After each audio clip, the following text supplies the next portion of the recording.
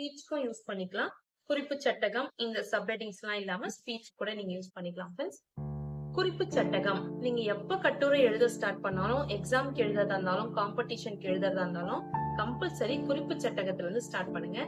குறிப்பு சட்டகம்னா என்னன்னா, நம்ம என்னென்ன டாபிக்ஸ்ல இந்த கட்டுரையை நம்ம டிஸ்கிரைப் பண்ண போறோமோ அது எல்லாமே அந்த டாபிக்ஸ் ஃபுல்லாவே நம்ம ஃபர்ஸ்டே கொண்டு வந்துடணும். அதுதான் குறிப்பு சட்டகம்னு போட்டு நம்ம அந்த டாபிக்ஸ் ஃபுல்லாவே ரைட் பண்ணிடணும். கம்பல்சரி உங்களுக்கு இதுக்கு ஸ்பெஷல் மார்க்ஸ் உண்டு. சோ மறக்காம ரைட் பண்ணுங்க ஃப்ரெண்ட்ஸ்.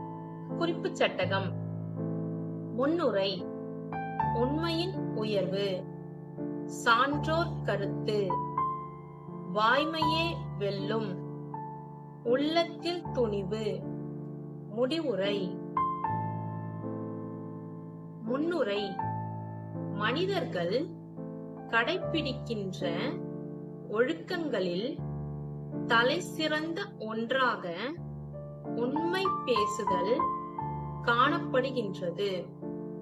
பாரதியார் இது பற்றி பாடுகையில், பொய் சொல்லக் கூடாது பாப்பா என்று குழந்தைகளிடத்தும் இந்த மனிதர்களிடத்தும் உண்மை பேசுதலின் அவசியத்தை விதைக்கின்றார்.